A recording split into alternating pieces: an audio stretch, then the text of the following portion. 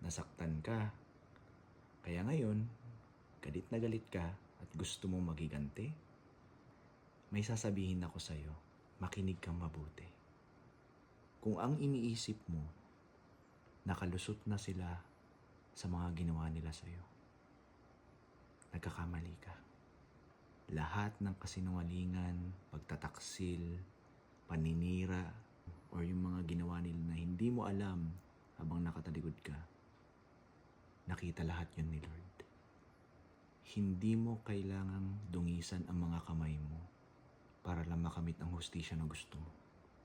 Gaya ng sabi ni Lord, vengeance is mine, and I will repay.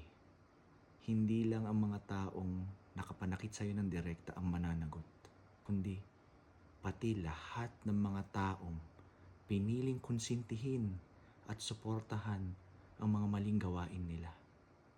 At naniniwala ako na dadalhin nila yung guilt na yon sa mga puso nila hanggang pagtanda nila. Kaya hindi mo kailangan magiganti. Sabi nga ng tatay ko ang bagong kahit na gaano mo itago sa garapon, mangangamoy at mangangamoy pa din. Ganon din ang katotohanan. Maaaring maitago sandali, pero darating ang araw lilitaw at lilitaw din yan.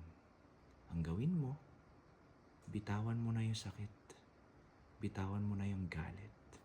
Mapanatag dapat yung puso mo dahil malakas yung kakampi mo. So, your heart deserves peace. Tandaan mo yan. Darating din yung nararapat para sa'yo. Mas higit pa kaysa sa iniisip mo.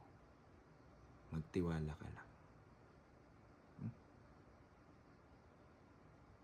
Will.